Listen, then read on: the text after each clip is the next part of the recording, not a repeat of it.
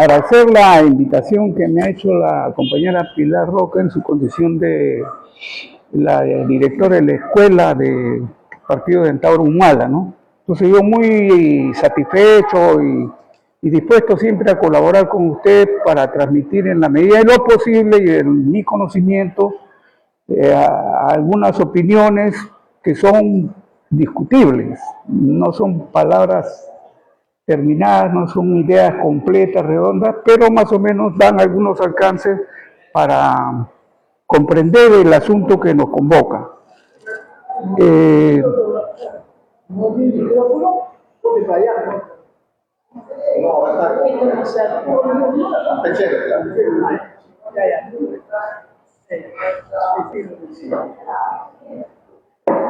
Ya, continuamos. Entonces, para tratar de entender el problema hay que situarnos en el marco histórico, digamos, para aterrizar después concretamente en este asunto.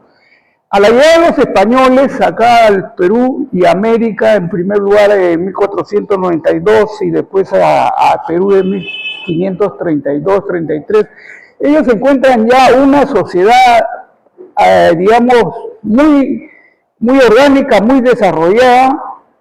No es que encuentran como lo señalan o que piensan que han llegado de repente a un lugar, en primer lugar que llegaron a un sitio que no lo pensaban que existía porque ellos sus proyecciones eran ir a la China por otro lado. Y lo que pasa es que en el medio estábamos nosotros. Ya aquí llegaron. Entonces, en primer lugar, ese es ese criterio. Aunque es muy discutible también porque hay teorías que indican que sí se conocía, y se conocía desde mucho antes. Se habla que los vikingos llegaron acá por el año 1000, 1200, los chinos mismos también ya llegaron, y en Europa era el conocimiento restringido de los gobernantes en algunos, no países sino reinos, porque en ese momento no, hay que ubicarse, no existían lo que ahora conocemos España, Portugal, Alemania, Inglaterra y cosas por decir, no habían los reinos de tal cual fulano, en un país habían 4, 5, 7 reinos, ¿no? Y estaba la iglesia que indudablemente siempre ha jugado un papel muy preponderante, más en aquellos tiempos. Entonces, se conocían y ya conocían, por eso que muchos documentos tienen esas características que en el caso de España y el lío con Portugal sobre los dominios, sobre las tierras que estarían hacia el oeste de Europa, cómo es que la dividían, ¿no? Ya ellos más o menos tenían conocimiento y tenían información, por eso que trazan esa línea y le dan a España de aquí para allá y de acá para acá a Portugal, comprende el África y comprende Portugal, Brasil, la colonia de Brasil, y a España le dan de acá para allá, comprendiendo todo lo que es América y todo.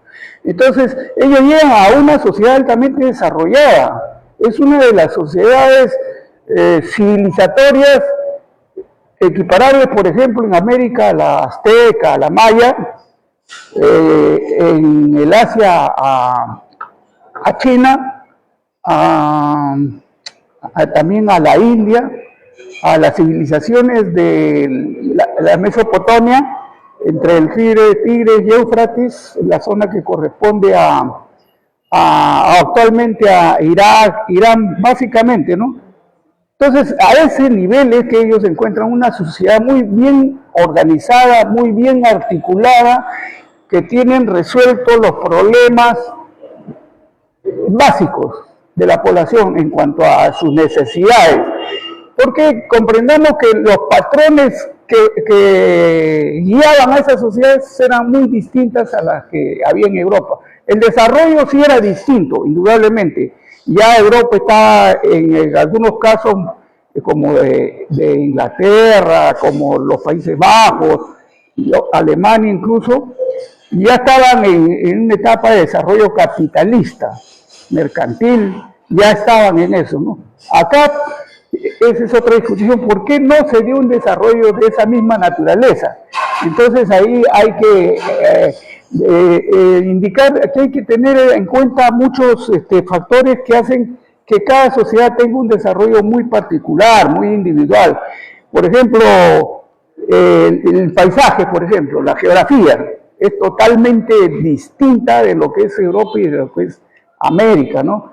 En cuanto a sus riquezas de recursos y todo lo demás, también es extremadamente distinto, ¿no? Europa es, en términos generales, un continente muy pobre en cuanto a recursos naturales. Anecdóticamente les cuento que algún europeo algún día me confesó que Dios había sido injusto. Y le dije, ¿por qué? Porque a usted les ha puesto todo y a nosotros en Europa no nos ha puesto nada. Y más o menos con eso graficaba la situación, que es muy real. Eso es cierto. Lo que explica por eso también el hecho de que esos países de Europa tuvieran que proyectarse para lograr tener lugares de donde extraer riqueza, tanto en materias primas como también claro, alimentación, y también realizar ya su producción que comenzaba a ser industrial. Ya se había producido la segunda revolución industrial, ya se había comenzado a hacer el uso en la industria y en toda la actividad humana del vapor.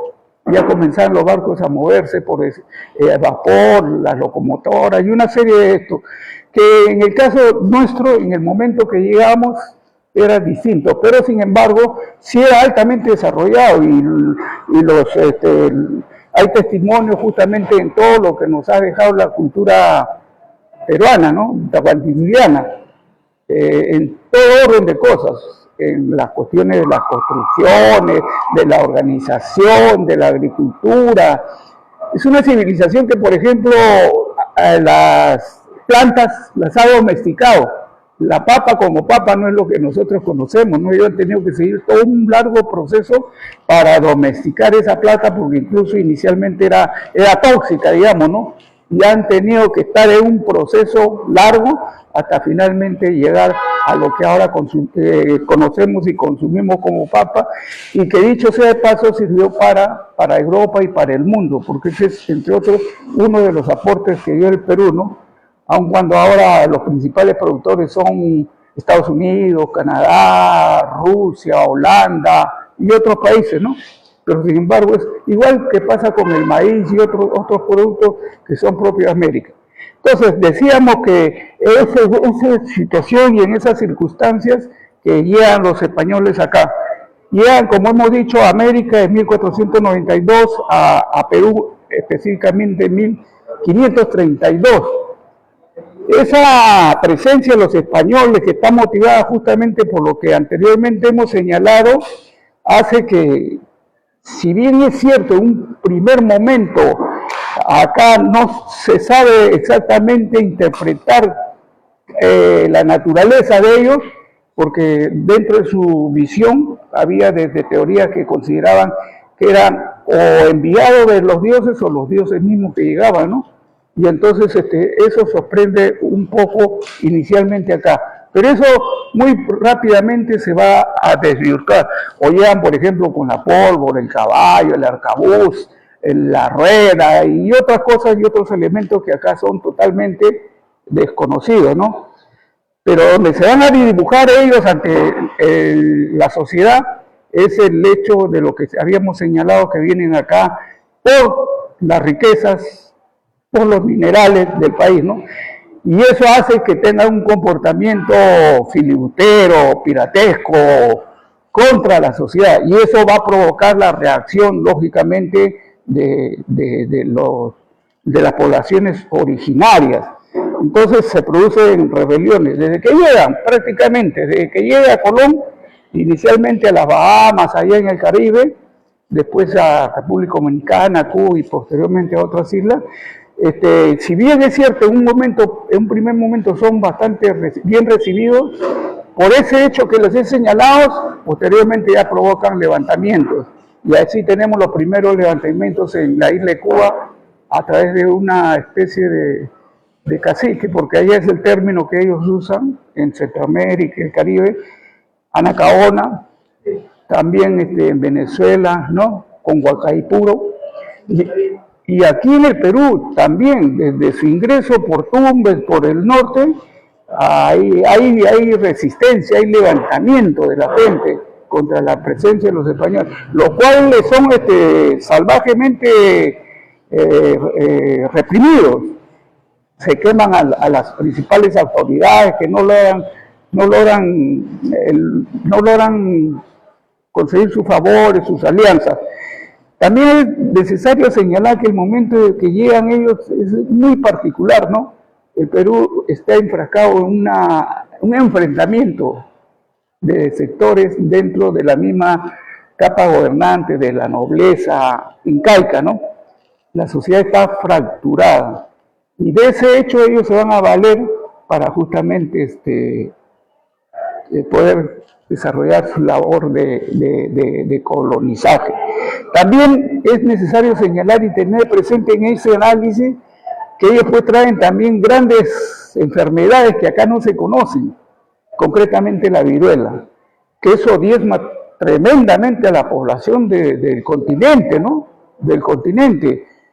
Se supone en el caso del Tahuantinsuyo, por ejemplo, hay estimaciones, unos que sugieren que la población era de 3 millones de habitantes, como que otros llegan a decir y sostener que eran más de 10 millones de habitantes, o un poco más todavía, pero que al final de esa llegada de los españoles y a muy poco tiempo, esas poblaciones se ven reducidas a una mínima expresión, 200.000, 300.000, es lo que queda según los primeros censos que se realizan posteriormente en la colonia, las autoridades de la colonia acá, ¿no? Lo que que hay que destacar es que a pesar de ese hecho, como esa población es tan fuerte, la herencia que tiene, genética, ¿no? Que se logra mantener y en el tiempo, en estos 500 años, no ha desaparecido. No han desaparecido ni su costumbre, ni su idioma, ni su cosmovisión de ver el mundo, en absoluto. Al contrario, se han mantenido y parece que hay un nuevo fortalecimiento en estas épocas, ¿no? Se expresa en las actividades que vemos cotidianamente nosotros, que hace 50 años no eran muy difundidas, no eran muy aceptadas dentro de la sociedad, ¿no? Pero ahora basta ver acá, por ejemplo, en el Paseo de la República, el Paseo Colón, cientos de muchachos y muchachos, que es muy importante destacar, bailando, ¿no? Sus bailes, sus comidas, su forma de ver el mundo. Entonces se visibilizan, han estado invisibilizados justamente por este problema de coloniaje, que es un coloniaje tipo económico, pero también es un coloniaje tipo mental, es objetivo, pero también es subjetivo, ¿no? Entonces también ha habido en ese sentido y sigue habiendo una cuestión que atañe ya a la persona o a la sociedad, que mantiene una actitud colonial, que tiene que ver también con la causa de todo el proceso de desarrollo del Perú, pasando de la colonia a la república hasta la actualidad. Entonces eso también es un factor importante y que no hemos superado, porque si bien es cierto, en 1821 se obtiene la emancipación, la independencia, sin embargo esa independencia es aprovechada y capitalizada por la oligarquía, por la nobleza, por los criollos, haciendo una república que al final solamente los benefician a ellos y que todo el transcurso del tiempo hasta ahora sigue de espalda a lo que es el Perú profundo, ¿no? Y por eso es que estamos en una situación como la que estamos. Y mientras no se supere eso, vamos a seguir en esa situación. Eso no invalida ni quita que las empresas, como les decía desde el inicio, hubo mucha resistencia contra la dominación española. Eso no quita que el acto de la independencia fuera un acto heroico, tremendamente, con una participación básicamente del pueblo, ¿no? Internamente, con grandes rebeliones, como la de la llegada de los españoles al Cusco al poco tiempo, con Manco Inca, seguido por los incas del Vilcabamba, ¿no es cierto? Y sigue, hay rebeliones permanentes.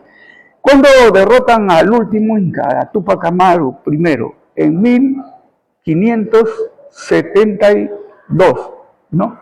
Donde finalmente es capturado Felipe Túpac Amaru, es capturado y es condenado a ser decapitado, ¿no es cierto?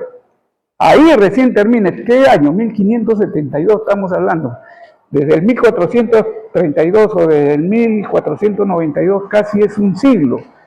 Y un siglo en ese momento y en esas condiciones no es el siglo de este momento o el tiempo que ahora existe en relación a ese momento, ¿no? Ahora prácticamente vivimos en un mundo de tiempo real. En esos momentos, pues, una carta demoraba 3 meses, 4 meses, 5 meses para ir y otro tanto para regresar. Entonces los tiempos eran totalmente diferentes. Todos esos factores hay que tenerlos presentes para tratar de analizar y comprender del fenómeno que estamos hablando. Hay veces llevamos mucho las ideas o los métodos que tenemos ahora y con eso queremos, nos situamos en ese momento. Entonces no nos sale, no cuadran las cuentas, ¿no es cierto? Y más todavía si es un modelo europeizante, eurocentrista, que lógicamente no explica el fenómeno. Y eso es lo que ha sucedido durante mucho tiempo, hasta que finalmente, ahora en un proceso de reflexión, de análisis, de investigación, del surgimiento de nuevas evidencias, nuevas datas, nuevas corrientes, eso ha cambiado. Y los precursores, básicamente a comienzos del siglo XX, tenemos a Valcárcel, tenemos a Mariátegui y tenemos a toda esa playa de intelectuales que por lo demás es una generación de las más brillantes que ha tenido el Perú durante el siglo XX, en todo órdenes de cosas, ideólogos, políticos, economistas, artistas, pintores. Revisen ustedes y es una edad, digamos, de oro esa en el Perú. Es la época de Vallejo, de Martín Adán, de Sabogal, infinidad, en todo. Entonces, eso es lo que hay que tener siempre presente. Ahora, sucede lo que estamos diciendo con la rebelión de Felipe Túpac Amaru, su derrota y ejecución. Y ahí, digamos, recién comienza el proceso de colonización ya prácticamente. Antes ha sido de conquista primero, de asegurar y tener el dominio y el control de la sociedad, que hasta ese momento no lo tenían. Pero digamos que ese es un punto de quiebre, sin desconocer ni desmerecer que la resistencia de parte de los propios tahuantinsuyanos del Perú antiguo es una constante. Lógicamente se entiende porque donde hay opresión, donde hay dominio, hay coloniaje, eso va a producir una resistencia y una lucha de quienes son los afectados. Así que esa es la primera situación. Ahora, cuando sucede este fenómeno, con la derrota de Túpac Amaru primero, Túpac Amaru primero, o Túpac Amaru, Felipe, tampoco hay Felipe, pero bueno, Felipe Túpac Amaru, el virrey del Perú, Francisco Álvarez de Toledo, ¿no? Comprendiendo el fenómeno que ha sucedido y las implicancias que tiene, dicta una serie de leyes, ordenanzas, para organizar la colonia, y son de lo más draconiana, porque después de ese episodio y esa experiencia, ellos, los dominadores, los españoles, llegan a la conclusión de que eso hay que arrasarlo, desaparecerlo de la mente de la gente, ¿no es cierto? Y se comienza una política de extirpación en todos los niveles y en todos los terrenos. Se prohíbe el idioma, la vestimenta, las costumbres, absolutamente todo, en el ánimo de extirpar de la gente esa interpretación ideológica que ellos tienen del fenómeno. Entonces, es un periodo de lo más negro, de lo más oscuro, de lo más trágico dentro de la sociedad peruana. A partir de ahí comienzan los españoles. Los españoles en ese momento, para llegar a América, venían desde la península ibérica, del Mediterráneo, en pequeñas embarcaciones que son las carabelas, que son muy pequeñas, desplazan tanto en tonelaje como en personas, muy poco, y tienen que hacer un cruce inmenso, casi desde el Polo Norte hasta el Polo Sur, ¿no? Cruzar todo el Atlántico Norte, el Atlántico en el centro, al sur, bajar hasta Magallanes, para volver a subir al Callao.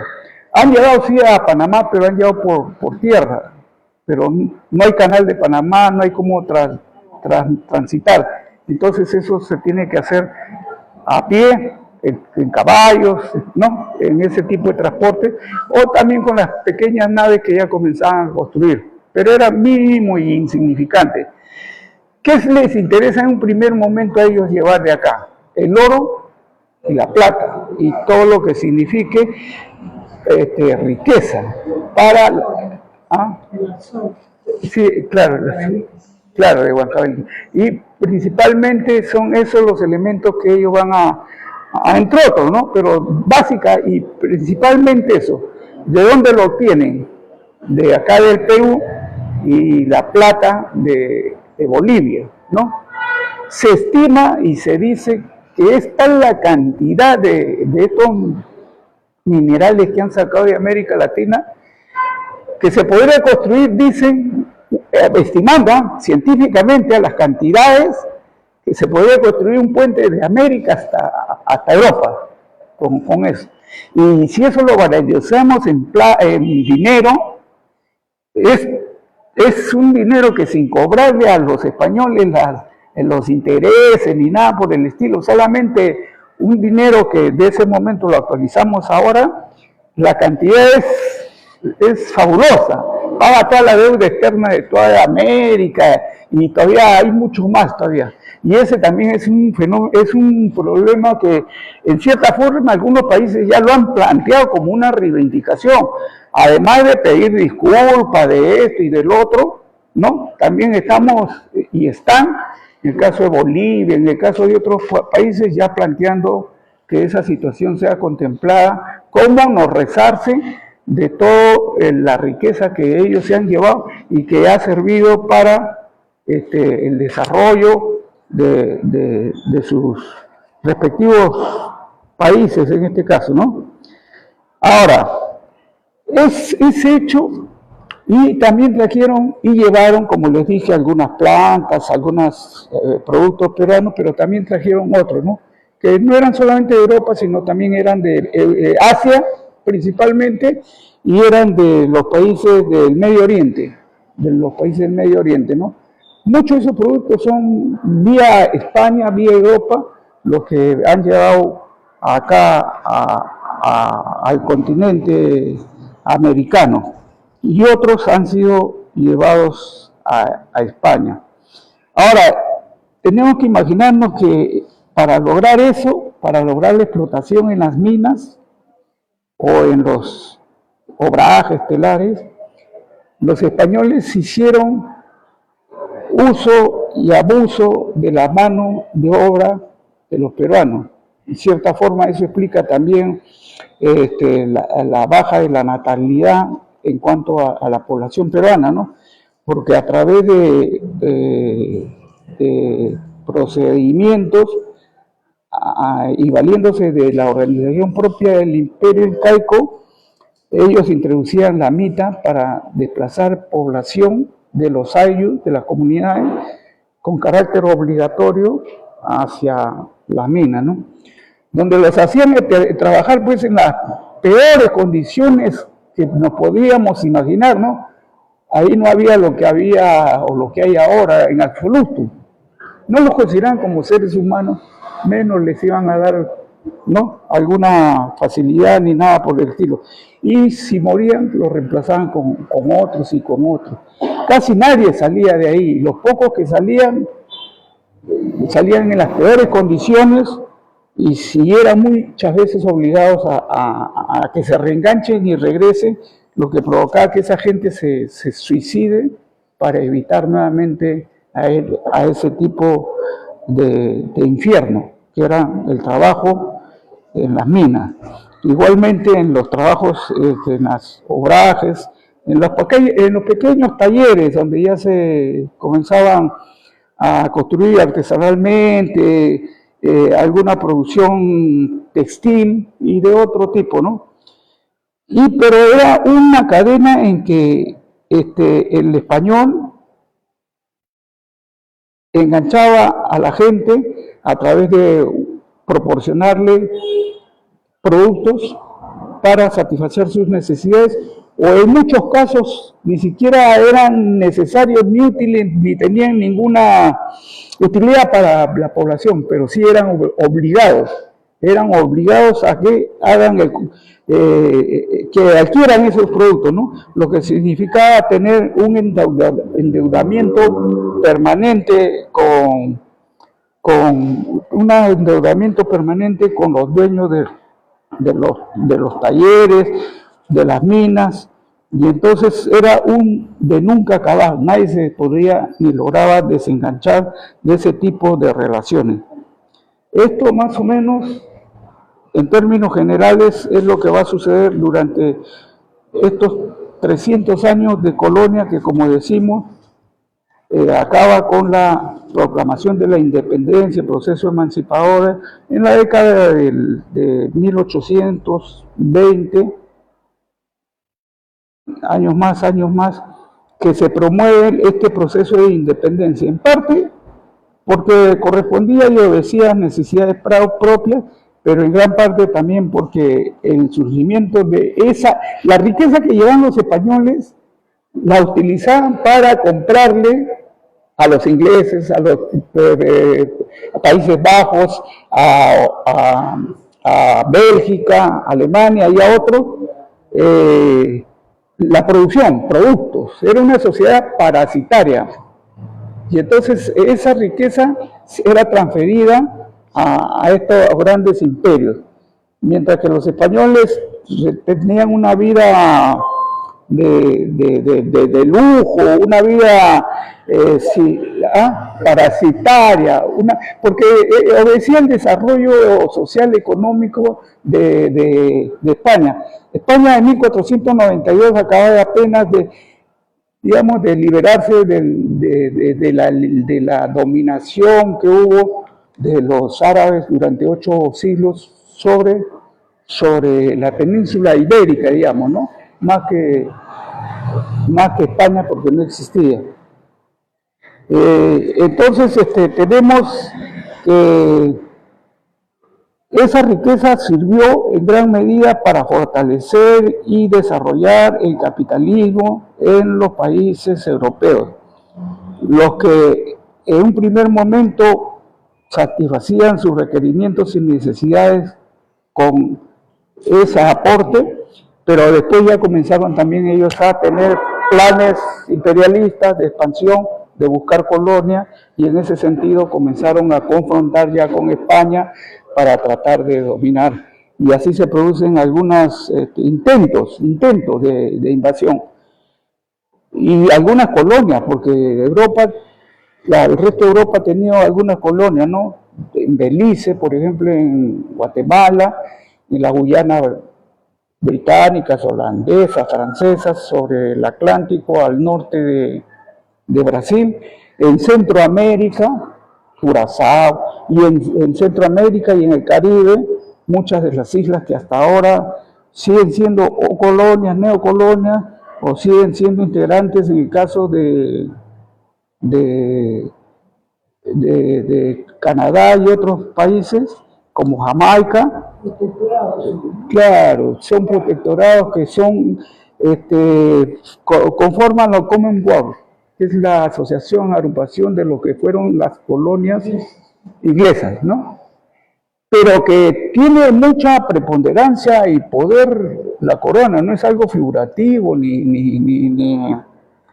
ni decorativo, sí tiene poder, tiene poder y tiene veto sobre cualquier decisión.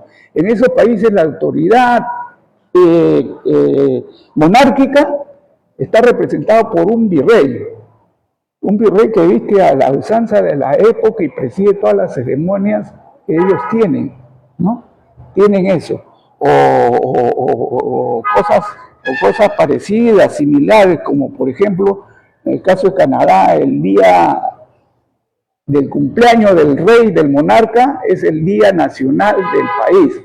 Entonces en Canadá, por ejemplo, el 1 de julio, que era el cumpleaños de la reina Isabel II, era la fiesta nacional de Canadá, ¿no es cierto?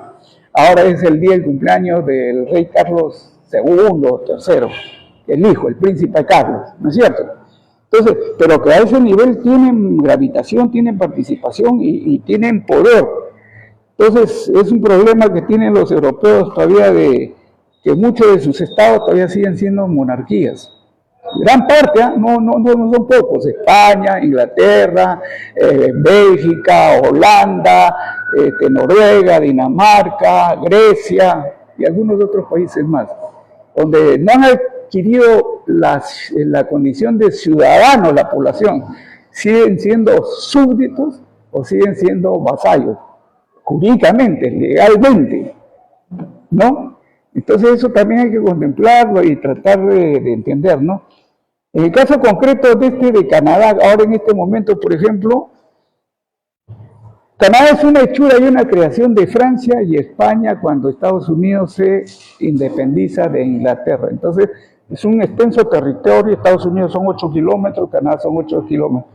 Entonces son expulsados de las 13 colonias, que es una pequeña cosa que queda al lado de Filadelfia, al lado de Boston, son expulsados de ahí y se refugian en Canadá, donde ellos son los creadores y por eso esa relación es muy estrecha de estos países, particularmente de Francia e Inglaterra con Canadá, ¿no? Que se manifiesta ahora cuando Donald Trump ha hecho público su intención de asimilar Canadá como el 51 estado de la Unión, ¿no? Con argumentos como que estarían en mejores condiciones que las que tienen actualmente y una serie de razones que no tienen ninguna validez porque son tonterías lo que dice, ¿no? Pero sin embargo sí demuestra una intención, una realidad y un intento de expandir su dominio y su poder, porque no solamente lo está haciendo sobre Canadá, sino también lo ha señalado con relación a Groenlandia, ¿no? Que es una inmensa isla que tiene una escasa población de 51.000 habitantes, tiene una extensión de 2 millones de kilómetros y que es parte, digamos, del reino de Dinamarca, ¿no? Que acaban de realizarse elecciones, tiene 51.000 votantes y los 51.000 votantes se han manifestado por la independencia de Canadá, ¿no? Que sería el primer paso de Estados Unidos para lograr penetrar y tomar el control de esa isla, porque eso es lo que quiere, dentro del juego geopolítico actual que se ve en el mundo, ¿no? Entonces, eso son las consecuencias. Siguiendo con lo nuestro, en ese momento de la lucha por la independencia y emancipadora, quienes están interesados pues acá justamente en lograr también esos mismos objetivos con sus propios intereses, son Inglaterra, son Francia y son las otras grandes potencias, ¿no?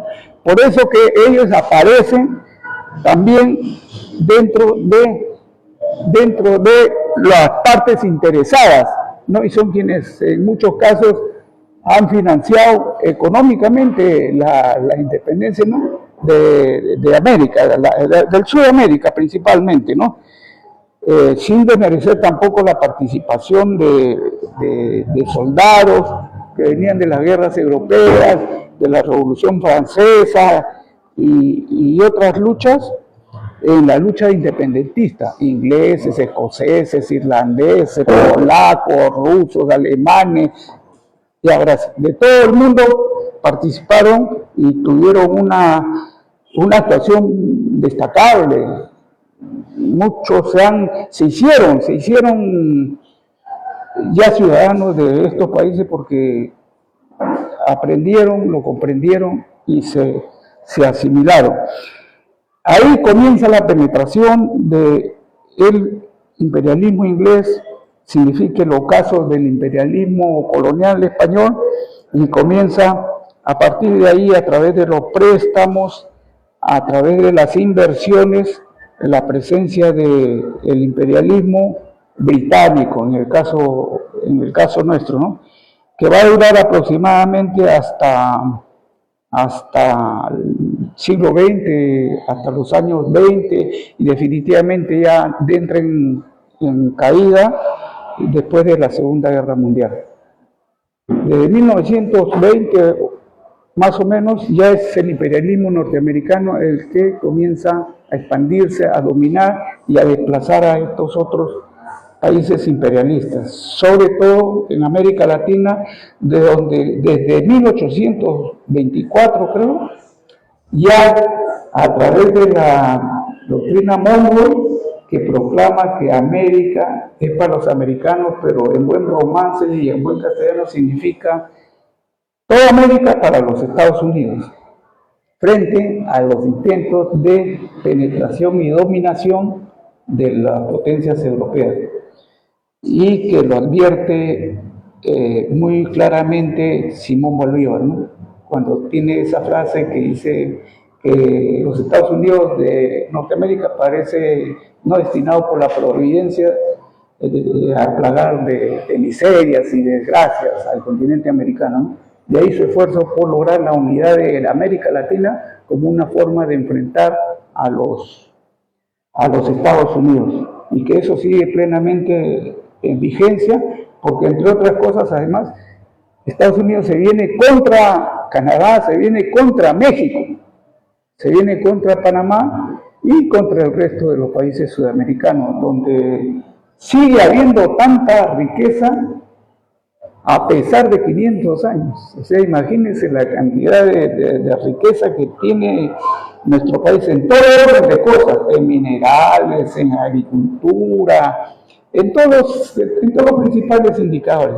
Y se ha preocupado, en todo caso, Estados Unidos, que ese colonialismo crea una dependencia, y se ha preocupado que esa dependencia sea cada vez mayor, como una forma de dominar y controlar a nuestros países.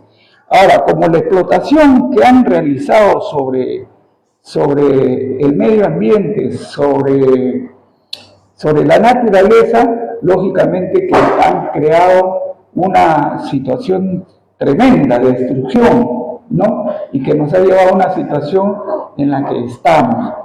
Han tenido, en caso de los ingleses, una activa participación en la explotación, los franceses, los ingleses, los europeos, primero a nivel del Perú a través de la explotación del bono de las islas, como un elemento de fertilizante para la agricultura, a través de concesiones que se hicieron a grandes casas, bancos, financieras europeas, francesas, inglesas, y después con el salitre, que se localizaba en la región de Antofagasta, Bolivia y Perú, y que justamente fue asusado por los ingleses para provocar una guerra en contra de nuestros países, ¿no? Es claro el hecho de que los ingleses provocaron esa guerra, armaron, financiaron a los ingleses, como guardando las distancias. Ahora es lo que ha sucedido con Ucrania frente a Rusia. Quienes han manejado esa guerra, quienes la manejan, quienes organizaron, quienes refinanciaron y todo lo más, es Estados Unidos y son las potencias europeas. Entonces en ese tiempo fue Inglaterra, porque tenía esas pretensiones, y por eso esa guerra, y por eso que determinó la pérdida de esas riquezas por parte del Perú. Las consecuencias son tremendas, son son gigantescas. En algunos casos, porque esas riquezas son recursos no renovables. O sea, una mina es un recurso que no es renovable. Se agota la mina y eso queda en un inmenso hueco si es una explotación a campo abierto, o unas ciudades como, por ejemplo, Cerro de Pasco, que es una ciudad poco menos que fantasma, ¿no?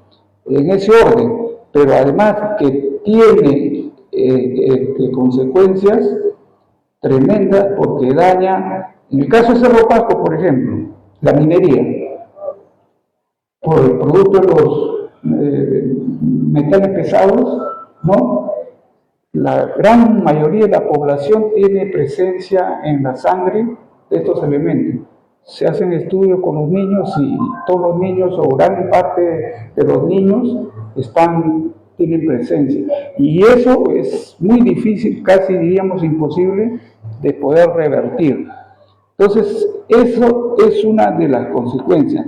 Otras, por ejemplo, es en cuanto a el hecho de que estas explotaciones, como el petróleo, por ejemplo, u otro tipo de explotaciones, son altamente contaminantes,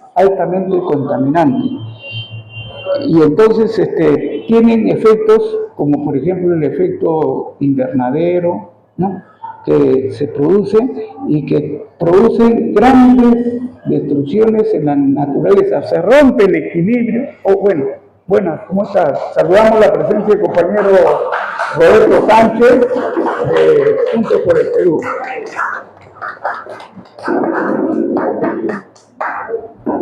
Entonces, es tremendo. O por ejemplo, a nivel de forestal, saben ustedes que la selva más grande del mundo es la selva amazónica. La selva amazónica es la más grande del mundo.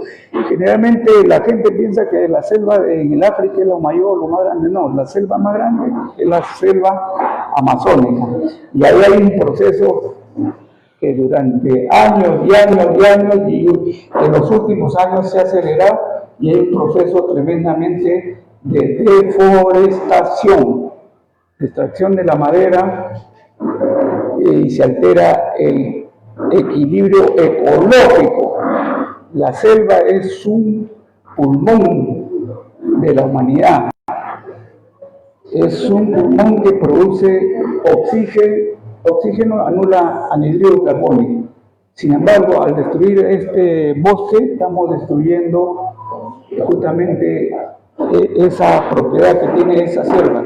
Además de que se produce desertificación de los territorios, se vuelven desiertos, ¿no?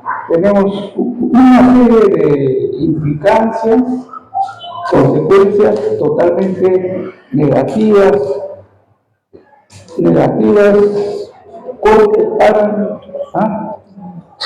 quedan consecuencias totalmente irreversibles, muy difíciles de lograr su reversión. Esta es una constante que se ha producido en el Perú desde la colonia hasta ahora, siempre la dependencia, siempre el hecho de que ellos llevan la materia prima, pero no aportan o aportan mínimamente para el desarrollo del país, tanto de los españoles, tanto de los ingleses, tanto ahora del imperialismo yanqui, ¿no? Y entonces tenemos una situación que podríamos compararla, que estamos casi igual que de los tiempos de la colonia, es muy poco. Hubieron intentos, y ya han habido intentos de revertir en cierta forma esa situación, ¿no? En la década del 50 se impuso la teoría de la sustitución de importaciones a través de la CEPAL, ¿no? Un instituto latinoamericano con sede en Chile, que plantea la teoría de que hay que no solamente explotar y exportar materias primas, sino que esas materias primas debemos transformarlas y servir para el desarrollo del país. Y así comienzan los primeros intentos tibios, digamos, de industrializar el país. se construyen las primeras empresas, grandes empresas siderúrgicas, en el caso del Perú, sí, el Perú, y así en otros países de Latinoamérica. Eso va a ser reforzado en gran medida con el gobierno de Velasco Alvarado. Cuando se produce la revolución del 68, justamente se le da un gran impulso al desarrollo del país industrial. Se crean muchas empresas a todo nivel, económico, industrial, minero, bancario, en todo orden de cosas se crean fábricas, se crean ensambladoras. En esa época hubieran hasta 10, 12 ensambladoras establecidas acá, que producían en parte con aporte de la producción nacional, y sirvió grandemente, como en la Línea Blanca, Morabeco, Impresa y otras empresas que ustedes recuerdan. Entonces, que se inició un proceso de industrialización del país, pero eso va a acabar el año 75, cuando el general Velasco es derrocado, y luego gobierna Morales Bermúdez, y más con el retorno de Fernando, ¿no?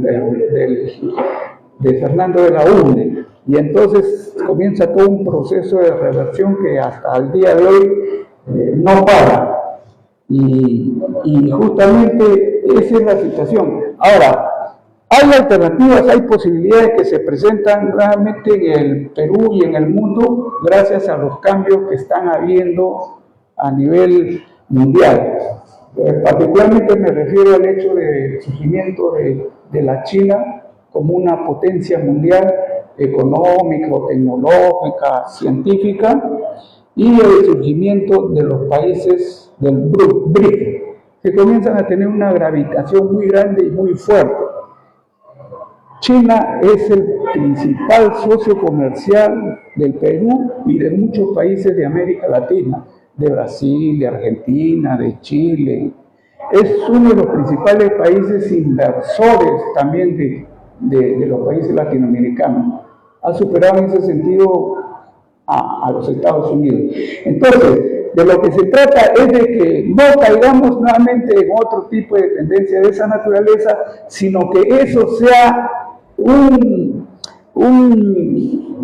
elemento que nos permita que a nuestro país lo podamos industrializar, transformar, agregar, tener que tengan los productos peruanos valor agregado, que se pongan acá fábricas, que monten fábricas, que sirvan para el desarrollo del país y lógicamente para el bienestar de la población. Entonces, eso es algo que tenemos que contemplar y ver, no es materia de la conferencia, pero sí es necesario tenerla presente como un factor. En la inauguración del puerto de Chancay es extraordinariamente. Claro que le hacen una campaña infernal, pero ¿quiénes le hacen? Siempre hay que orientarse. ¿Quién es el afectado? El afectado directamente son los Estados Unidos. El punto de ingreso de toda América Latina, de América, es los Estados Unidos, porque por ahí venían los barcos y todo lo demás. Ahora, cuando creas una línea directa que se establece entre Shanghái y Chancay, y el Perú se potencia, porque a partir de acá, de esa ida y vuelta que tiene perspectivas hasta el Brasil, hay verticalmente el transporte de cabotaje, que se llama, ¿no? Para Guayaquil, para Colombia, para Chile, y también hacia el este, hacia Brasil, hacia Argentina, hacia todos esos países. Hay grandes proyectos de construcciones, de ferrocarriles, de carreteras, de ensambladoras, en fin, es tremendo, tremendo. Se estima solamente que en ferrocarriles podríamos estar hablando de una inversión de 23.000 millones de dólares. Así que es una oportunidad que tiene el Perú, que no debe desperdiciarla como la desperdiciamos con el guano, como la desperdiciamos con el salitre y con otros elementos, o el oro, la plata, o los minerales que actualmente se siguen llegando. Porque ¿cómo se lo llevan? Como piedra, y en esa piedra va plomo, oro, cobre y otros minerales que no te lo están pagando en ese sentido, sino solamente como materia prima, como piedra, ¿no? y sin embargo revierten después transformados y logran acá realizarlo, y por ida y por vuelta nos sacan beneficios que debían servir para nosotros, no para ellos. Bueno, hasta aquí llego porque ya, y ahora se cumplió. Gracias.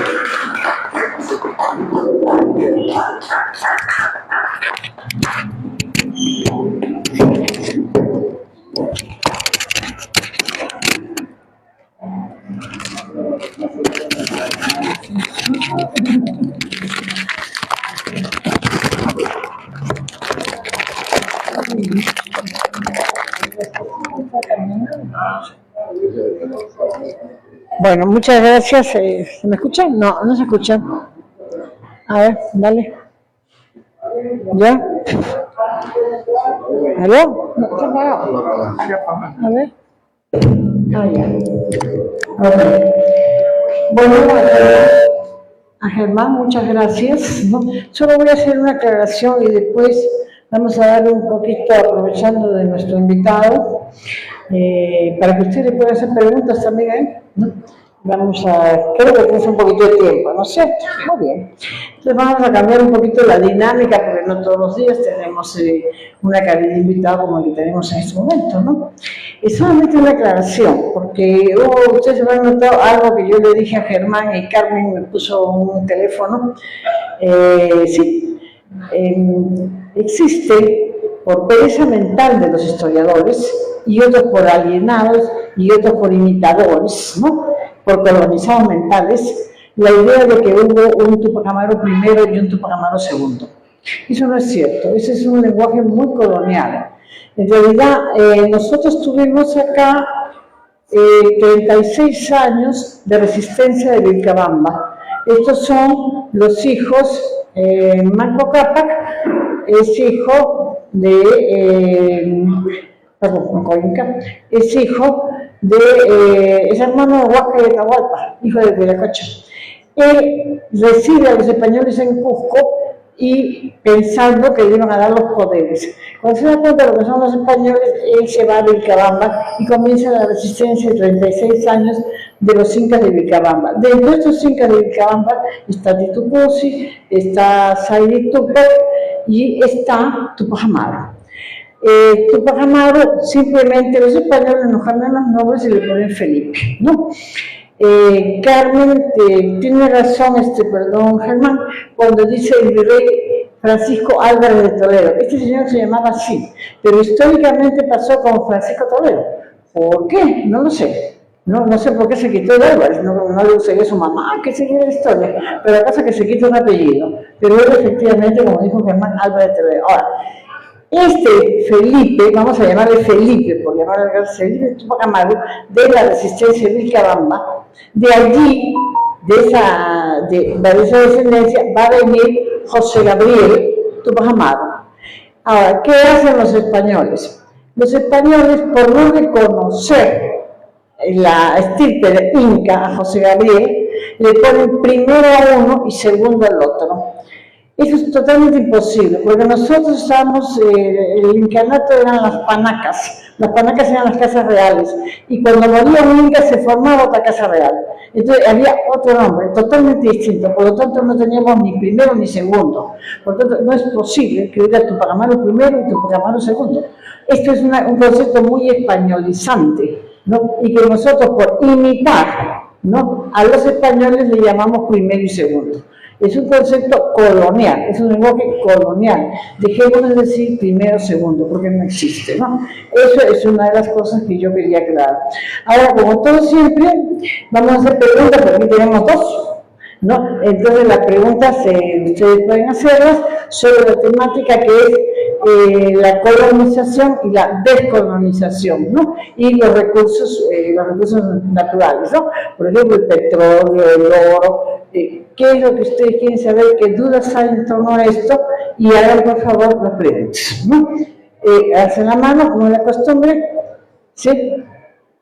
Primero él, después Elisa, después tú, después yo. Ya. Ok, comencemos por aquí. Ven para acá.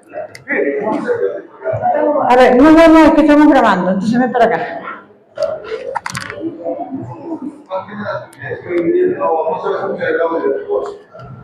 ¿Qué está? Ya, tu nombre y tu pregunta. Pregunta, no discurso.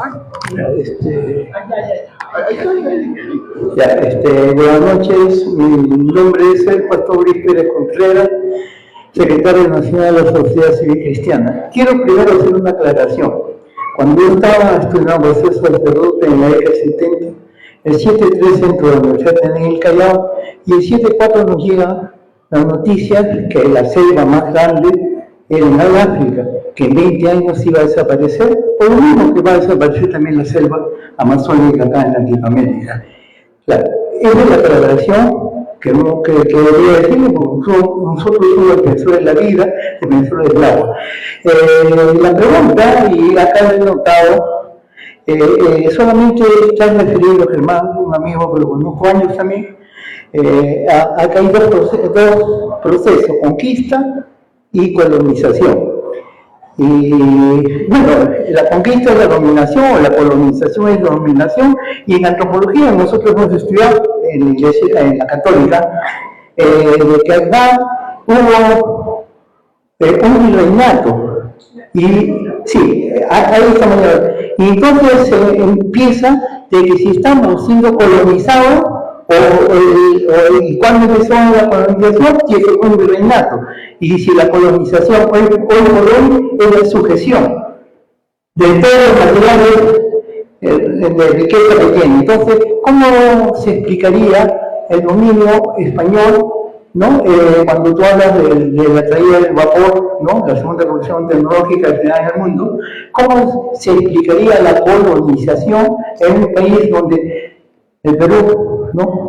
Estaba totalmente avanzado? Aquí hay una economía planificada de satisfacción de todas las, ¿no?, necesidades de la primaria del trabajo. Yo quisiera que me expliques el por qué el proceso de colonización y no el por qué el proceso de dominación en la hora actual, que lo viene de la conquista española, ¿ya? Entonces, esa gran diferenciación es la que yo quisiera que me explique, hermano. Muchas gracias. Bueno, entonces lo que quiero saber, en buenas cuentas, es la colonización versus la conquista, ¿no? ¿Qué significa colonización? ¿Qué significa conquista? ¿Y qué significa virreinato, no? ¿Por qué comienzo? Compañeros, compatriotas, buenas noches. Saludo la brillante exposición del doctor Pilar. Muy buenas noches. Miren, yo quería complementar la disertación que ha hecho el doctor Germán, básicamente socializando una realidad que hoy tiene que ver mucho en esta nueva, vamos a decir, realidad geopolítica, donde no solamente hay un Estados Unidos, sino una Rusia, yo diría una China, y si hablamos entre bloques, podemos hablar de los BRIC, ¿no? Brasil, Rusia, India, China. Y así esa mención, porque la realidad del hecho violento de la conquista y de la apropiación cultural con violencia, la colonización, son dos procesos con inmensas consecuencias en el espíritu, en la historia, en la realidad de toda América Latina, particularmente ahora que hablamos del país. Y hago esa correlación porque el Perú no está exento de esa lucha geopolítica. Y lo digo por lo que significa la actividad portuaria en el puerto de Chancay. Sin embargo, pese a ser el más moderno puerto en el Pacífico y que empieza a desarrollarse, ¿cómo iniciativa privada. En los 1.500 millones de dólares iniciales no hay ni un solo sol del Perú. Es inversión privada pura. 40% de empresarios nacionales y 60% de inversión extranjera china. Y miren ustedes la magnitud. El comercio entre América Latina y China va a llegar este año a 500.000 millones de dólares. El 60% del valor de ese intercambio comercial proviene de Brasil. Brasil es realmente el mercado y el socio grande del Asia en América Latina. ¿Saben a cuánto llega la inversión, el intercambio comercial Perú?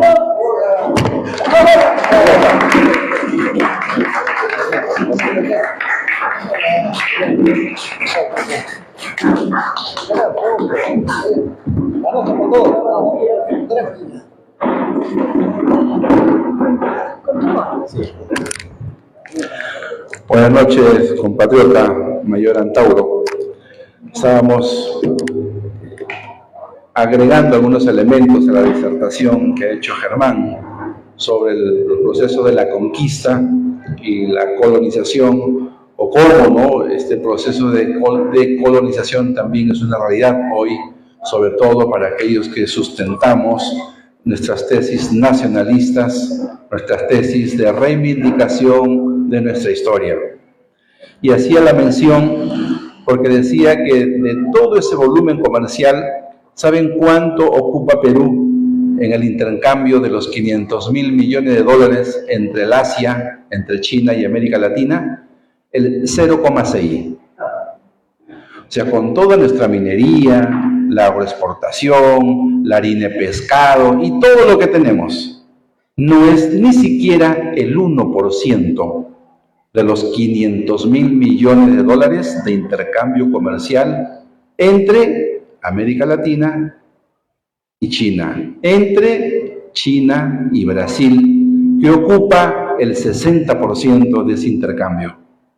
Sin embargo, para el Perú es una inmensa oportunidad de un nuevo concepto, una nueva concepción, una nueva economía, una nueva relación que le planteemos al Estado, al mercado y a la sociedad.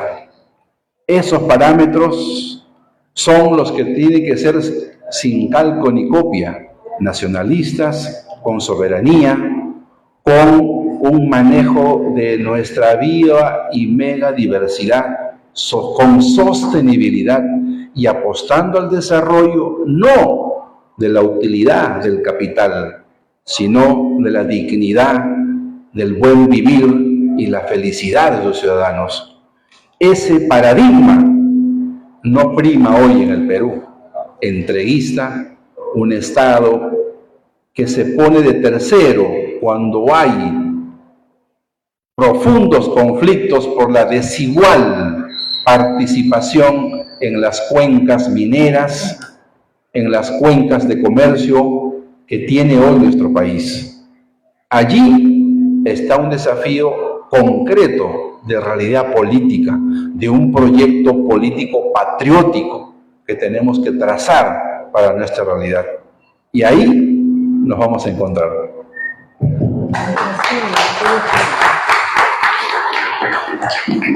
Bueno, tenemos que darle la bienvenida a Antauro también. Vamos a que conteste Germán, pero pequeño, y después Antauro, para que se ambiente, termina esta primera pregunta.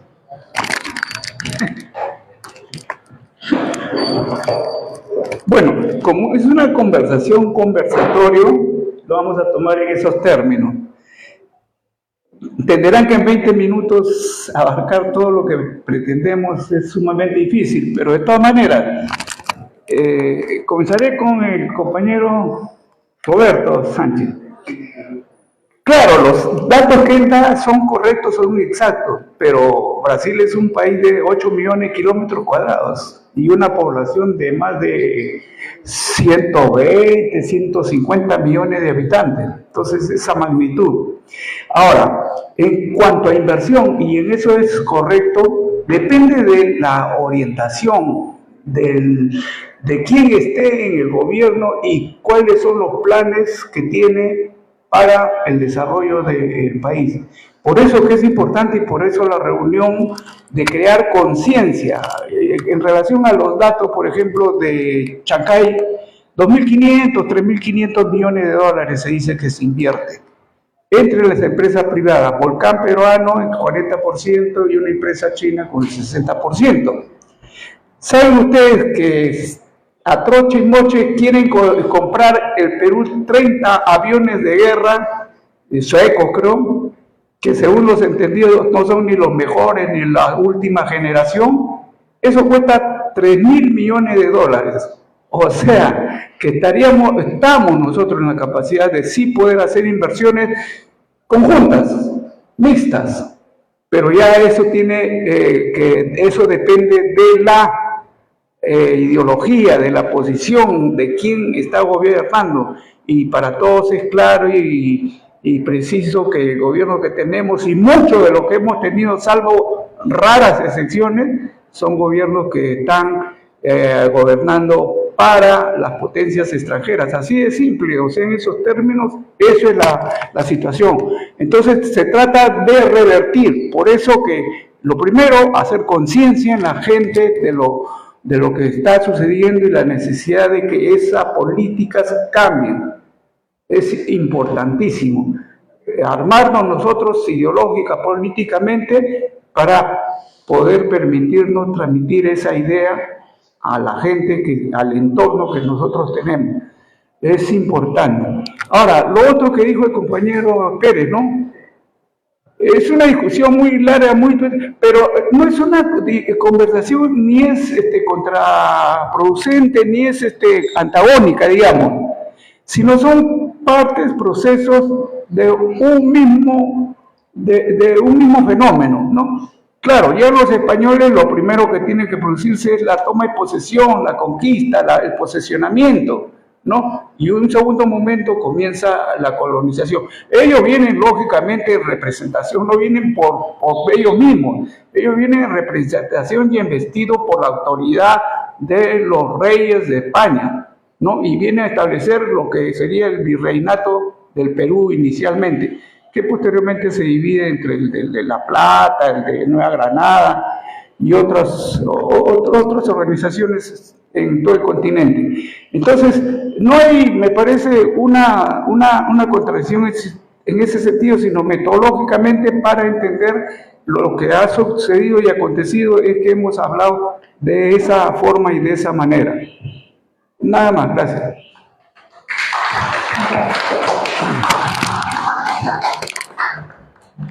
Buenas noches. Oye, el tema, la colonización de las materias primas.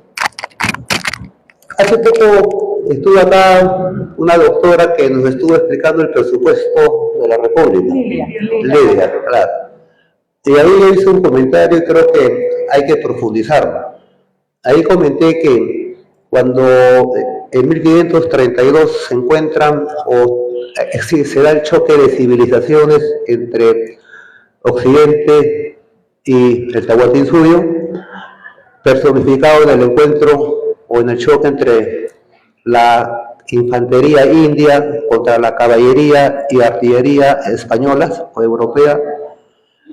Más allá de lo militar, más allá de lo sociocultural, también hay un aspecto tecnológico, ¿no? Estamos hablando de artillería y arcabucería, estamos hablando de ciencia, ya armas de fuego, ya es una evolución, ya dejaron de haber armas blancas. Entonces, 10 años después de ese episodio en Cajamarca, llega el primer barco portugués a Zipango, que es el nombre que le dio Marco Polo al Japón de ahora. Y ahí el shogun compró toda la mercancía de ese barco de comerciantes portugueses. No eran militares, eran comerciantes de ese primer barco que llegó al Japón. Dentro de la mercancía había una docena de arcabuces. El shogun los compró. Al año siguiente regresó otra vez el barco portugués, porque ahí se inició el comercio, pero el shogun ya no le compró ningún arcabuz, porque ya los fabricaba. Es decir, los orfebres nipones habían desarmado pieza por pieza el arcabuz seguramente y lo habían recreado.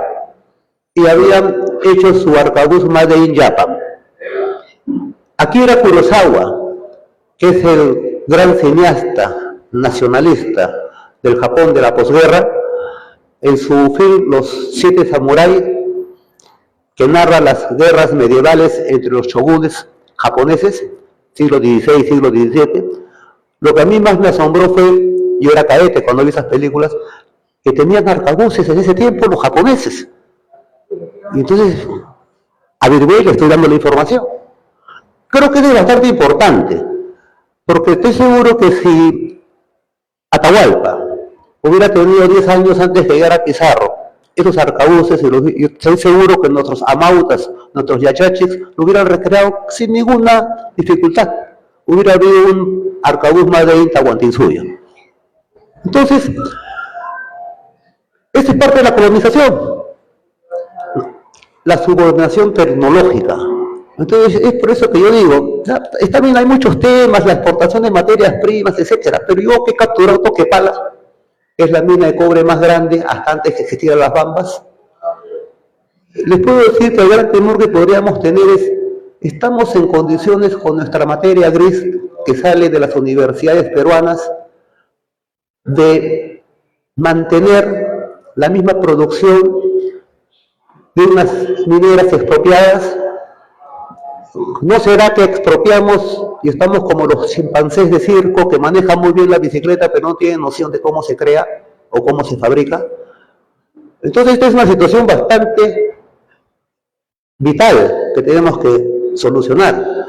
¿Por qué lo digo? Yendo a ese tema de los arcabuces. Porque también me he dado el trabajo de revisar los nombres de todos los premios Nobel habidos en la historia.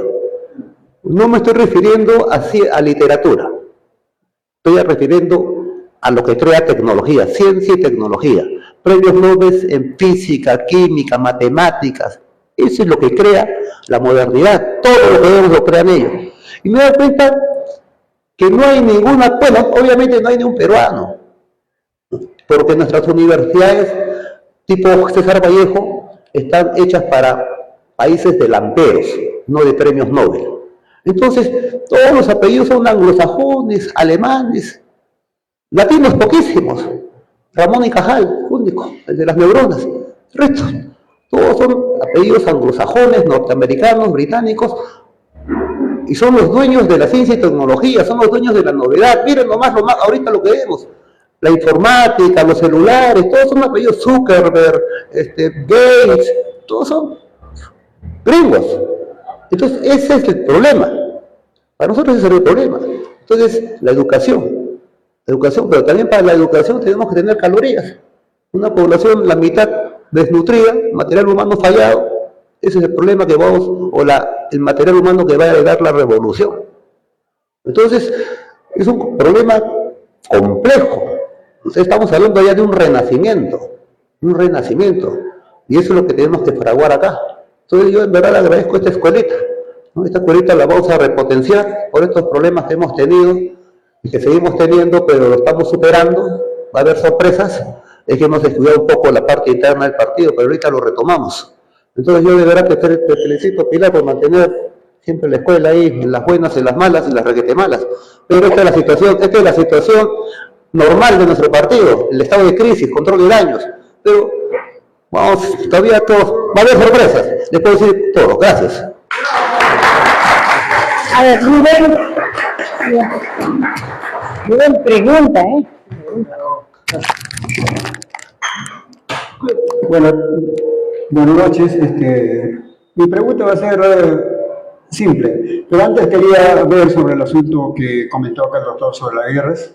Bueno, para mí, a mi concepto, todas las guerras que han pasado son premeditadas. La guerra con Chile, todos son premeditados. ¿Por qué? Porque vienen de afuera, todo eso es la intervención para saquear los minerales, todo, en concreto, ¿no?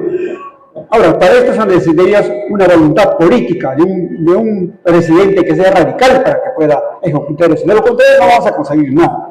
Ahora, se habla también de la contaminación. La contaminación también tiene sus formas, sus métodos para poder no contaminar los ríos, ¿no? Sería uno. Y ahora, la pregunta es, tenemos a los países del BRICS que dicen que son un grupo de países que están tomando esto. ¿Por qué no ellos intervienen en este asunto sobre la contaminación? Porque son la India, Estados Unidos, Rusia, son los que contaminan el ambiente. Si esos señores son los potencias que contaminan, entonces sí, ellos deberían ser el ejemplo de descontaminar el ambiente. Y nosotros sí tenemos que contribuir de esta manera. Mi pregunta sería, ¿qué hacemos sobre la contaminación? Gracias. A ver, Elisa, por favor. Elisa. Ya, preguntita Elisa. Ven. De una vez, perdón. Pregunta Elisa en la exposición de motivos. Brevemente, buenas noches a todos. No, a todos. Gracias por la verdad. Me siento contenta. Mi pregunta es, ¿por qué ha tenido que inaugurar el puente de Chancay cuando no debe beneficiar casi nada? De aquí será a larguísimo plazo. Los que se van a beneficiar son los extranjeros, los chilenos, los argentinos, los europeos, los chinos, los japoneses, etc. ¿No? Yo quisiera que si hay una posibilidad que lo aguanten, ¿no? que lo retengan. Y otro punto, ya que ha venido usted, congresista, pertenece ya a nosotros, ¿no? A los nacionalistas e etnocaceristas, ¿no? Y le agradezco bastante que lo apoye al mayor. Entonces yo quisiera que esta ley que está dando la presidenta, que hace poquito lo dijo, que va a crear el proyecto de ley para las transnacionales mafiosas, corruptas, que están saqueando y recontra saqueando a nuestro país, empobreciéndolo hasta decir basta, y además haciendo concesiones con el Estado, que se ejecute ese proyecto de ley, que se ejecute y que se lleve a cabo. Por favor, le pido de corazón a usted. ¿Por qué comenzamos? Bueno, quería hacer otro comentario con respecto a una de las preguntas con respecto a la contaminación que hacer. Y nosotros debemos tener también una posición. Y nuestra posición es, obviamente, aparte de ser nacionalista, es también ambientalista. Y eso también va con el culto de nuestros ancestros de la Pachamama. Y reivindicamos esta política ecologista. Y vemos acá que esta política ecologista colisionaría con la situación de la minería transnacional en el Perú. Por ejemplo, lo que pasa ahorita en el valle del río Tambo, donde está Southern Perú Copper Corporation y el valle más fértil del sur del Perú. Está colisionando la minería con la actividad agropecuaria. Entonces, para nosotros, si somos gobierno nacionalista y ecologista, sin miramientos tenemos que optar por la actividad agropecuaria, porque además sabemos que da más trabajo que la minería. Y la minería, en tanto científicamente no se nos demuestre que el maíz puede crecer en el relave, entonces para nosotros es inadmisible la explotación minera en los valles. Tanto la gran minería como también la minería que yo llamo nativa, ilegal, informal y hasta artesanal. Toda minería en un reordenamiento territorial debe efectuarse en los sitios donde no hay actividad agropecuaria. Por ejemplo, Marcona. Marcona, Shougan, que antes era Hierro Perú, el japonés la extranjerizó, ahora es Shougan de los chinos, está en el arenal. Ahí no crece ni una papa, ni un maíz, no vive ni siquiera un pollo, es arena. Entonces, no es incompatible porque no existe agricultura ni ganadería. Puede continuar bajo normas nacionalistas. Puede nuestra materia gris de nuestro país conducir la minera en manos peruanas, porque no se trata de nacionalizar los muros de la empresa, sino el conocimiento. Es lo principal. Entonces, más allá de eso, nosotros también que somos historiadores, vemos que todas las grandes urbes en el Perú se han construido en el arenal, no los han construido en el valle, porque nuestra gran costa es un inmenso desierto cuyos oasis son los 23 valles que bajan de los Andes, desde el río Tumbes hasta el río Caplina. Chan está en el arenal, no está en el valle. Caral está en el arenal, no está en el valle. Pachacamac está en el arenal, no está en el valle del Urín. Tengo amigos que viven en el extranjero. He preguntado a un amigo que vive en el Cairo. Le digo, oye, ¿el Cairo está en el valle del Nilo o está en el arenal? Está en el recontra en el arenal. Es sacrilegio sembrar en el oasis. Las pirámides están en el arenal, las iglesias están en el arenal. Hay que ser bien estúpido para construir en el oasis. Entonces acá viene un tal Francisco Pizarro. No eran constructores, pues eran saqueadores. Y hace su palacio de gobierno en pleno valle, en la plaza de armas.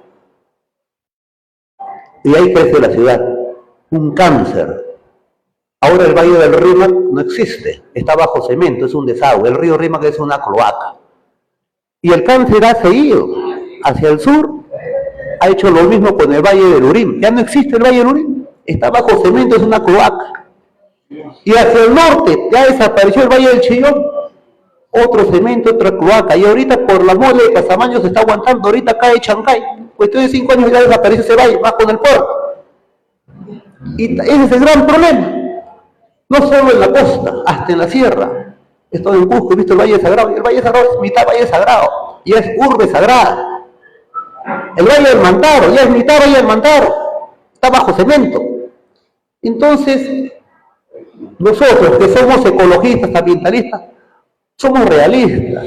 Estamos viendo que esta cuestión del protocolo de Kioto, el acuerdo de París, de bajar, es pura fufuya. Nosotros debemos atacar de frente a recuperar los valles. Justamente ahora cuando estás viniendo por el camino, estaba hablando con Ricardo y le digo, oye, tenemos que ya pensar en un gallo para la alcaldía de Lima. ¿No? Claro, tenemos que presentarle un candidato que tiene bien. Entonces, el compatriota Ricardo me estuvo sugiriendo algunas personalidades. Entonces yo le dije, pero esa personalidad debe saber que va a quedar segundo, no va a ganar, va a quedar segundo. En la siguiente recién va a ganar. ¿Por qué va a quedar segundo? Porque la propuesta nuestra es muy fuerte, es muy realista, es muy cruda, pero va principalmente que tomar conciencia. Debemos tomar conciencia de recuperar los valles. Entonces, ¿qué va a pasar? Yo quisiera tener el mapa de Lima metropolitano, los 43 distritos desde Punta Negra hasta Ancón, la República de Lima, que se tira el tercio del presupuesto republicano. Hacinados, 13 millones. Entonces tampoco también nuestro país no va a poder desarrollar si 4 de 10 peruanos viven en esta republiqueta limeña. Hacinados, inútiles.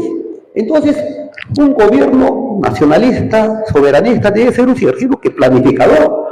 ¿Cuántos millones de habitantes deben haber en Lima? 80, 1 millón, 3 millones, lo que dé la gana. Para eso somos gobierno. Entonces debemos planificar. ¿Cuál es la capacidad industrial instalada? ¿Cuántos obreros, cuántas familias? El puerto del Callao, el aeropuerto, ¿cuánta gente justifica? ¿Cuántos no justifican? Primer punto. Segundo punto. Yo, aparte de ser militar, tengo estudios de agronomía en la Universidad Agraria, no acabé la carrera. Yo quisiera un mapa de Lima metropolitana, con todos sus 43 distritos, y de ahí poner un acetato y que me pongan todos los valles, el valle original del Rímac, del Chillón y del Lurín. Y ver, superponerlo, y me voy a dar con sorpresa que todo lo iba cercado, el lince, todo iba a Miraflores, a estar en el valle. Hasta la casa de mi padre, donde dice que está en el valle, antes eran chacras. Nuestra generación, nosotros hemos comprado leche en el establo. Acá habían establos, chacras. Todo era un valle desde Puente Huáscar hasta Chosica, todo era maizales a cada lado. Era la despensa de Lima. Entonces ahora estamos importando hasta papa. Somos dependientes. Hasta para la seguridad nacional, nos cortan la luz y hay que rendirse. Hay que rendirse. Cortan la luz y el agua a 10 millones, no queda otra cosa que capitular. Entonces hasta por defensa nacional. Entonces, nuestra posición es, primero que el pueblo tome conciencia de eso. Hay que destapar cemento. Entonces, solamente, yo calculo, los únicos que van a quedar incólumes son los arenales, porque han construido en el arenal, Villa El Salvador, Los Conos, Polo Sur, como no está sobre el arenal, se quedan.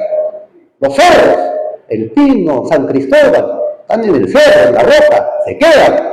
Las fábricas también se quedan, han construido en el cerro, por supuesto, se quedan, ¿no? Entonces, a lo que voy, ¿esto qué va a pasar? Si quizás tenemos que ya pensar en hacer una corriente de recuperación de vallas. Entonces, ¿qué va a pasar con esa gente desplazada? Estamos hablando de millones. No podemos hacer como Pol Pot, que cuando toma el poder con el Khmer Rojo, en Camboya, quiso solucionar el problema de Phnom Penh, que es la capital de Camboya. Bueno, y los mandó a la jungla. Se le murieron 2 millones en el camino. Entonces, tampoco podemos hacer eso. Pero se tiene que haber el debate nacional, las universidades, la planificación, porque tampoco no se le va a estropear a la gente. Hay que decir, primero que no me conciencia, tampoco te quito tu casa, pero te voy a dar 2 hectáreas en el arenal, con irrigación te voy a ayudar como Estado. Construya que vivas como gente, no hacinados, en un departamento de 80 metros cuadrados, el papá, la mamá, la familia, el nuero, 20 personas. Es un problema, la vivienda. En la época prehistórica, el cavernícola entraba y a punta de garrotazo desalojaba al oso de la caverna y solucionaba su problema en la vivienda. Acá ya no hay cavernas, ya no faltan las cavernas. Entonces, esto lo tiene que solucionar el Estado. Es algo integral, ecologista, planificador, implementar la agricultura, que también se recuperan 40.000 hectáreas de tierra fuerte, que no se ha sembrado en 500 años. 40.000 hectáreas justifican a 400.000 personas, familias. Hay nomás 2 millones se quedan trabajando. O sea, tenemos que transformar eso. Hay que destapar cemento. Yo entiendo que la Costa Verde se hizo con lo que se destapó de San Juan. Bueno, habrá que hacer llegar a punta de cemento, juntarlo con San Lorenzo en la costa peruana. No lo sé en este momento, pero la idea está. Ese es un problema que tenemos que solucionar si queremos desarrollar. Si queremos seguir subdesarrollados, bueno, hagamos 50 subterráneos más debajo del río Rímac. Para nada. Por eso que gastar un sol en la República de Lima es una afrenta para las regiones de los Andes, de la Amazonía abandonadas. ¿Ustedes creen que la gente de Iquitos, que están sin agua, aplauden que acá se inaugure la extensión de la vía expresa con la Panamericana que está haciendo Porqui? Acá está el picón de esa plata, carajo, acá falta. Entonces es una situación, miren a dónde hemos llegado. Y ese es el estilo nuestro. Entonces, con este planteamiento, un alcalde nuestro lo plantea bien bonito, el debate. ¿Ustedes creen que puede ganar la elección de la alcaldía de Lima? Pero puede sí quedar segundo. Con toda seguridad ponemos regidores y ya creamos, porque esta cuestión es un trago muy fuerte, es un trago de realidad muy fuerte. El pueblo tiene que comenzar a carburar, a chachar, a rumiar. Pero en la segunda sí la chuntamos. Pero tenemos que empezar con el discurso. Entonces, Esta es otra vertiente del nacionalismo, porque acá, si somos consecuentes, vamos a ayudar, y escuche bien esta palabra, comiencen a cargarla, dictadura ambientalista, dictadura ecologista, y no, acá no me sale la ONU, porque le damos el ejemplo. Es más, se están recuperando los valles y seguimos avanzando al Valle del Moche, al Valle de Chicama, al Valle de todo, y esto va a traspasar las fronteras. Esa corriente llega hasta Guayaquil, el Valle de Cuenca, y llega hasta San Francisco, y se va por el sur. No hay cruzada más ecologista que recuperar los valles. Tiene que ser con planificación, va a haber un éxodo. Los incas lo hacían. Los mitimaes descentralizaban, y los suyos regionalizaban. Había una cuestión geopolítica, hay que tener geopolítica interna. Entonces, compatriotas, hay mucho que pensar. Hay mucho que pensar. La labor del nacionalista es trabajar el cerebro. Trabajar el cerebro. Gracias.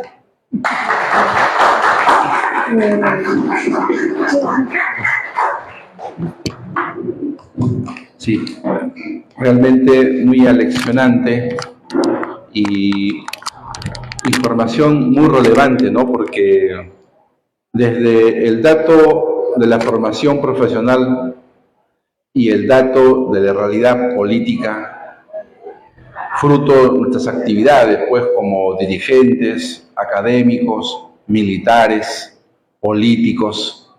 O sea, es bueno tener esa visión panorámica, ¿no? Porque realmente un proyecto revolucionario, democratizador, antes, no es un proyecto que se forja en un día.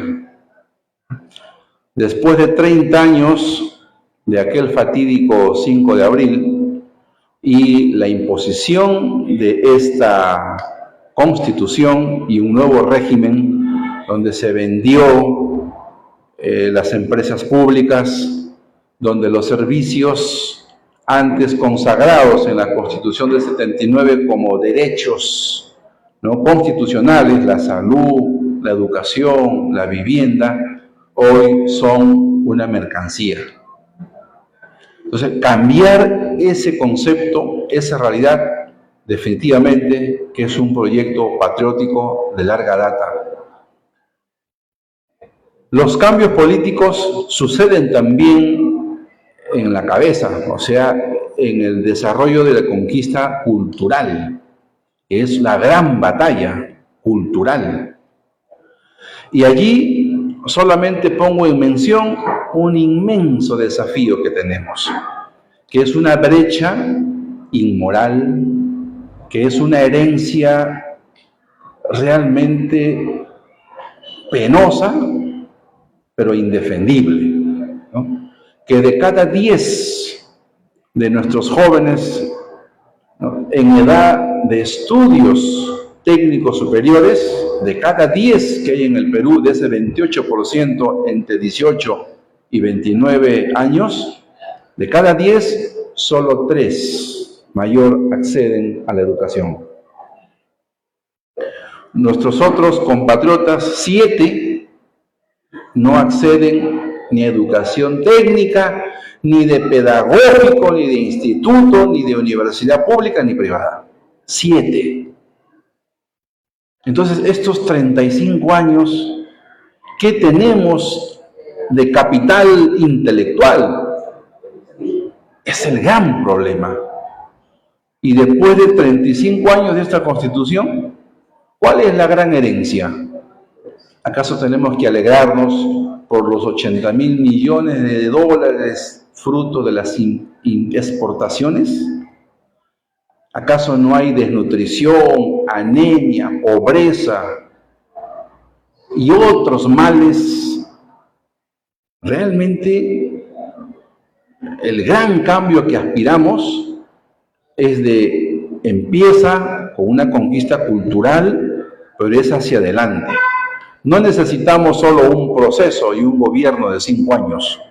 No basta solo con la presidencia, basta con un Senado, con diputados, con alcaldes, concejales, gobernadores, pero también respetando esa herencia cultural, ¿no? O sea, miren, una democracia de un gobierno local distrital que no tiene más de 200 años. que no es construcción nuestra. Los distritos, las provincias, en contraposición con 5.000 años de vida comunitaria ancestral en las comunidades quechuas, aymaras, amazónicas. Es por eso que en nuestro sur, en nuestra zona mesoandina, altoandina, la comunidad ancestral realmente es la fuerza. Y es ahí donde tenemos que levantar este proyecto grande. No basta los que somos. Tenemos que abrir ese proyecto, ese instrumento de poder, donde hombres y mujeres de toda nuestra realidad cultural tienen que acceder. Saludo lo pertinente, lo necesario y apasionante, lo que significa debatir en colectivo y construir esa democracia donde nos escuchamos, donde nos respetamos, porque eso son espacios que no hay en esta historia fatídica que aún nos azota. Fuerza, compatriotas.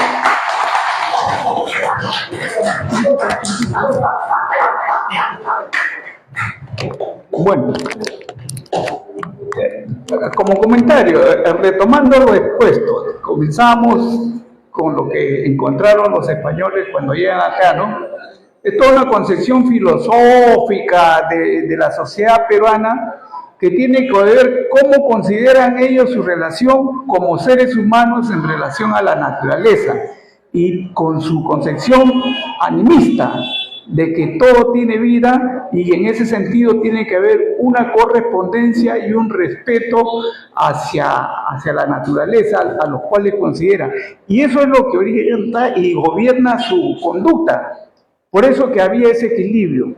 Cuando habló el mayor Antauro sobre Lima, que nos ha correspondido conocer, antes pues Lima sacaban del río un brazo y con ese brazo de agua del río regaban todo el valle. Habían canales, acequias, ¿no?, que cruzaban y iban hasta Magdalena y todos los distritos.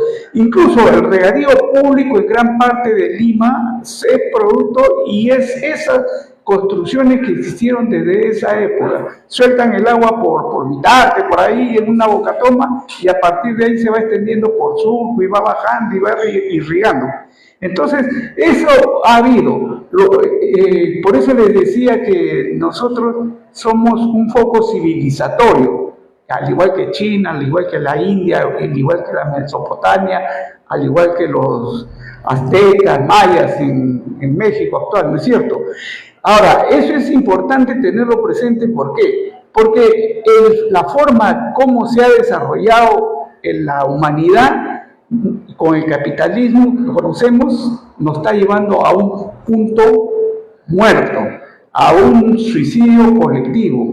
Tenemos problemas de todo orden, ambiental, poblacional, alimenticio, en todo. Y no hay alternativa y no hay salidas. Y entonces eso es lo que se está replanteando. Y en ese sentido retomo lo que dije al comienzo. Y hace importante, imperiosa la necesidad de que se considere. Y eso es lo que están hablando actualmente, lo que se está debatiendo en el mundo. Y da la casualidad que en el caso del BRIC están representadas gran parte de esas sociedades que estamos hablando, que para generar un proyecto civilizatorio es importante. Lo otro, siempre hay que tener en cuenta que lo que mueve al capitalista es el afán de lucro, principalmente y únicamente casi es lo que lo mueve. Y ellos conceden lo que le piden, pero no dan medio más de eso. Y entonces, si le piden que deje el 50%, lo va a dejar porque hay negocio y hay plata y hay lucro. Pero si en gobiernos como los gobiernos que tenemos, es un gobierno que está al servicio justamente de ellos, simplemente que no le va a exigir nada y lo va a exonerar del pago de los impuestos a la renta, infinidad, y lo va a exonerar. Y entonces ellos felices y contentos. Pero con otro tipo de gobierno que ya ha habido y que ha habido exigencia, ellos no se han ido, ellos se han quedado acá y han seguido produciendo porque han obtenido ganancias. Lo otro, la dependencia que causa la inversa. Las grandes potencias se han preocupado por destruir la agricultura en todos los países como un factor de dominación.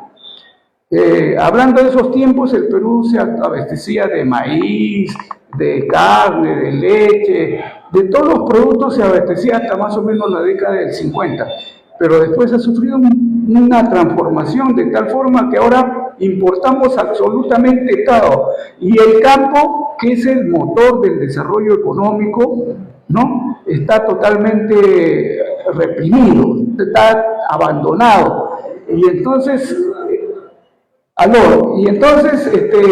justamente ese es el problema, que tenemos que romper con esa dependencia y desarrollar una política. Ahora, no hay que esperar que seamos gobierno, tenemos que comenzar de abajo, tenemos que comenzar de la base, la célula, y para arriba, y tengamos un gobernador, tengamos un diputado, tengamos una autoridad, es parte de ese proceso, que es un proceso, es largo, no es un proceso de corto aliento, ¿no?, pero que tiene sí garantizado el triunfo finalmente. Eso en términos generales, para ya no explayarme más. Gracias. Muchas gracias. Bueno, realmente estamos sobre la hora.